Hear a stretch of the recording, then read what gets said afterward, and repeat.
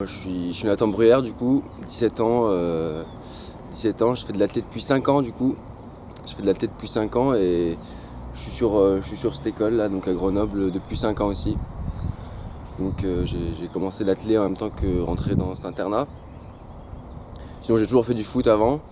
Puis, puis ouais, hein, la vie grenobloise depuis des années, l'entraînement et l'athlète. Ok, donc ouais, je voulais te demander quel était un petit peu ton parcours sportif à toi. Ouais, ouais. Bah, comme je t'ai dit, j'ai fait du foot toute ma vie. Après, il y a 5 ans, j'ai commencé l'athlète. Pour ma première année, j'ai fait des belles perfs en demi-fond. Et après, je suis arrivé sur cette école et j'ai plus fait de compétition du tout. J'ai plus fait de compétition avant l'année dernière. Et dès l'année dernière, donc en 2020, je me suis spécialisé sur 800 mètres et 1500 mètres. Et j'ai fait les 3e meilleures perfs françaises de l'année sur 1500 et sur 800. Donc en cadet, donc pour les moins de 18 ans. Tu aimes tout simplement dans la course à pied? Dans ce sport, c'est un sport qui est assez chronophage, donc on a besoin d'y passer du temps. Donc si on n'aime pas ça, c'est pas possible, hein. Donc moi j'adore ça vraiment. C'est le plaisir à l'entraînement, c'est les sensations de vitesse, de courir, c'est les sensations de victoire quand tu gagnes une course. C'est essentiellement pour ça que je fais de l'athlète. S'il n'y avait pas de compétition, je pense pas que je courirais autant que pour mon plaisir. Dans le sens où moi je m'entraîne beaucoup pour être fort tout simplement. Ok. Juste pour être fort et ouais. Ouais, donc c'est la compétitivité qui Ouais, t'intéresse là-dessus. ouais. Ok.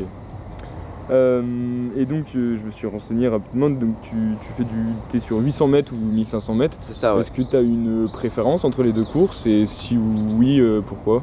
Ouais, il y a. Là je suis champion de France en salle sur 1500 mètres. Ouais. Donc j'aurais tendance à dire que je préfère le 1500 mètres.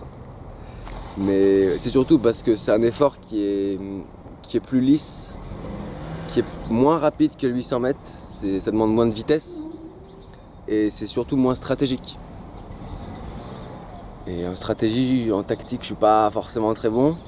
Donc voilà, je compte que sur les performances physiques pour y arriver. Et le 1500 mètres, ça me correspond parce que c'est tout ce que je recherche, c'est parfait. Ok, Parfait, ouais. très bien. Au début, quand tu t'es présenté, tu parlais un peu d'études, etc. Est-ce que tu arrives à allier les deux, sport de haut niveau et études? Ouais. Comment ça se passe? Donc je suis toujours au lycée en terminale. Donc j'ai pas trop d'horaire, je suis pas trop pris la journée par ça. J'arrive à courir le soir sur la base du lycée militaire. Je cours le soir après manger, vers 19h30, 20h. Donc c'est pas facile non plus parce que je peux pas courir la journée à cause de mes cours. Mais j'arrive à concilier athlète et sport, Ok. athlète et école au lycée, ouais. Pour l'instant ça va. Et avec la situation sanitaire, ça va aussi pareil? Tu arrives à concilier les deux? C'est plus compliqué forcément, surtout avec le couvre-feu.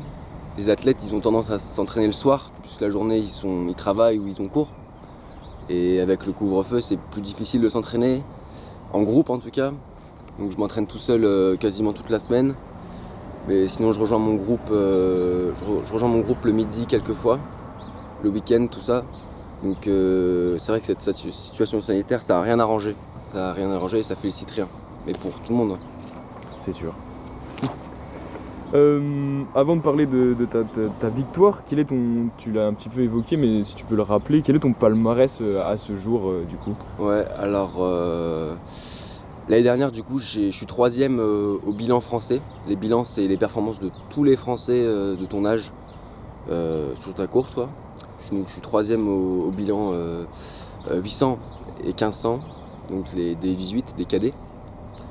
Et du coup là récemment j'ai fait champion de France en salle, au championnat de France à Miramas. C'était en février 2021.